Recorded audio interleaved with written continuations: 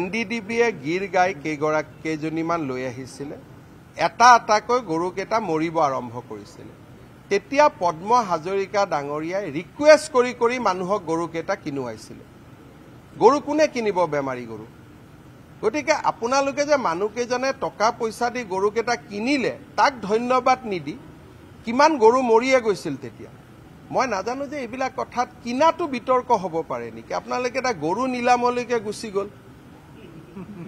তো ইমান দূৰলৈকে যদি চিন্তা কৰে বিজেপিক বেয়া পায় কিন্তু ইমান দূৰলৈকে বস্তুটো লৈ যাব নালাগে সেই সময়ততো মোৰ চিন্তা আছিলে কেনেকে গৰুকেইটা কাবাক দি বচুৱাব পাৰো এটাৰ পিছত এটাকৈ মৰি আছিলে কোনেওতো বিনা পইচাত গৰুকেইটা লৈ যোৱা নাই আপোনালোকে এটুক লৈ এনেকে পকাইছে যেন গোটেই মাটি বাৰী কন্টেক্ট ইভেন গড়কেইটা মৰোতেও আপোনালোক ইমান চিন্তিত নাছিলে তো বিজেপিক বেয়া পাই ইমান আৰু অপেনলি কিয় কৰিব লাগে সেই সময়ত গৰুকেইটা বিক্ৰী কৰিবৰ কাৰণে মই 7-10 দিন খোৱা নাই যে কেনেকে গৰুকেইটা পঠাব পাৰি আৰু এই গোটেই কামটো পদ্ম হাজৰিকাৰ দেখা চকুৰ আগত হৈছিল পদ্ম হাজৰিকা ডাঙৰীয়াই যেনে তেনে মোক সদায় ফোন কৰে যে মুখ্যমন্ত্ৰী মহোদয় কি কৰো আজিও এটা গৰু মৰিলে এটা আপোনাকে গৰুক নিলাম কৰোৱাই নিলাম কৰিবৰ কাৰণে তো মানকাছাৰ পৰা সদায় গৰু ধৰি থাকো যদি নিলামত গৰু কিনা মানুহ আছে অসমত তেতিয়াতো গৰু আমাৰ হাতত হাজাৰ হাজাৰ গৰু আছে ব্যৱস্থাটো সম্পূৰ্ণভাৱে গৰুখুটিৰ প্ৰকল্পই গৰুখুটিৰ কল্যাণৰ বাবে কৰা ব্যৱস্থা আৰু যিসকলে সেই সময়ত টকা পইচা দি লৈ গ'ল আমিতো বাচিলো আজিতো মানকাছাৰত হাজাৰ হাজাৰ গৰু পৰি আছে আপোনালোকে বিচাৰে নেকি যে এইকেইটা আপোনালোকৰ যদি কোনোবা নিলামত কিনা মানুহ আছে কক নাম মই নিলামত দিয়াই দিওঁ ইমানটোলৈকে কৰিব নাপায় আৰু সেইকাৰণে আপোনালোকে মানুহক এনেকে সমালোচনা কৰে এটা সময়ত মানুহক একদম চুকলৈকে ঠেলি দিয়ে পাকিস্তানৰ কথাটো ইমান নাপাতে আপোনালোকে না বজাই আছে কিন্তু এনেকেতো নুখুধে খুধাটোতো মই দেখা নাই নাই ক'ত খুধে চুচু মুচু কৰি ময়ো চাই থাকো নাই আপোনালোকক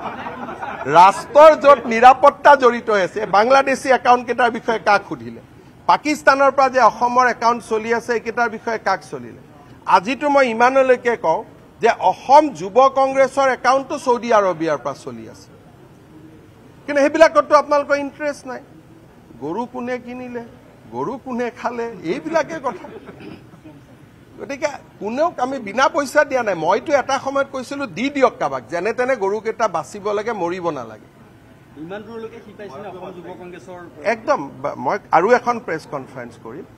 সেই সময়ত মোৰতো চিন্তা আছিলে যে গাঁৱৰ মানুহ কোনোবাই গৰুখিনি যেনে তেনে লৈ যাওক আৰু গীৰ গৰু আমাৰ মানুহে খুৱাই ৰাখিব নোৱাৰে কাৰণ খৰচ বহুত কোনোবা মন্ত্ৰী বিধায়কে লৈ গৈছে আশীৰ্বাদহে পাইছে গৰু এটাক জীৱন দিয়াটো দুনিয়াৰ গৰু যে ধুবুৰীত কাটি কাটি মাৰি খালে তাৰ কথাটো আলোচনা নহয় আপোনালোকে গৰুখুটিৰ 34টা গৰুৰ কথা পাতিছে ধুবুৰীত যে 1450টা গৰু কুৰবানী হৈ গ'ল সেইটো কথাটো কোনেও পাতা নাই ক'ত পাতিলে এইকেইটাটো চব চুৰি কৰি আনা গৰু আছিলে এইকেইটাটো দেখা দেখি কিনা সেইকেইটাটো চুৰি কৰি আনা এই যে গৰু মাংসবিলাক লৈ গৈ যে নামঘৰ মন্দিৰৰ সন্মুখত ৰাখি আছে এইটোতো আলোচনা কৰা নাই ভাই বিজেপিক বেয়া পাই লাভ নাই ইলেকশ্যনত বিজেপিয়ে জিকিব ইমান এইবিলাক কৰি নোৱাৰে নাই গৰু কিনা কথাটো ৰাজনীতি হ'ব পাৰে নেকি কওকচোন কিনা আৰু লগত আপুনিয়ে কৈছিল যে ছাৰ কিনি লৈছে দান লোৱা নাই ব্যৱস্থাটো একেবাৰে গৰু আমি দান দিব ৰাজি আছো কাৰণ ইমান গৰু ধৰি থাকো কাবাক যদি গৰু লাগে মোক ক'লে হ'ল বাংলাদেশ সীমান্তত ইমান গৰু ধৰি থাকো গৰু দি দিম গতিকে গৰু দিয়াত কোনো আপত্তি নাই অসমত গৰুৱে গৰু ধৰি থাকো লব মানুহ নাই ইজনক হাত ধৰো সিজনক হাত ধৰো সিজু গোচালাক দিল্লীৰ পৰা মাতি আনো যেনে তেনে গৰুকেইটা ৰাখক এটা যে মালিগাঁৱত যে যিমান কেইটা গোচালাত গৰু আছে এই গোটেই গৰুবোৰটো বিনা পইচাত দিয়া গৰু কিনাও নহয় অসমত গৰুটো দান দিয়া নিয়মে আছে যে গৰু এজন যেনে তেনে মানুহক গটাই দিয়ে যে গৰুটো লগ চলাওক এওঁলোকে যে কমসে কম পইচাটো দিছে এতিয়া আপুনি চাওক আমাৰ দদৰাত ইয়াত আছে যোৰহাটত আমাৰ গোশালা আছে তেওঁলোকে মোক ৰিকুৱেষ্ট কৰি থাকে যে ছাৰ আমাক টকা দিয়ক গৰুকেইটা বচাই ৰাখিবৰ কাৰণে তো গৰুটো দান দিয়াৰ পৰম্পৰা অসমত আছে যে গোশালাৰ আমি দি দিওঁ গৰুকেইটা যেনে তেনে বচাই ৰাখ পুলিচে গৰু ৰাখিব নোৱাৰে তো আমি গৰু গটাই দিওঁ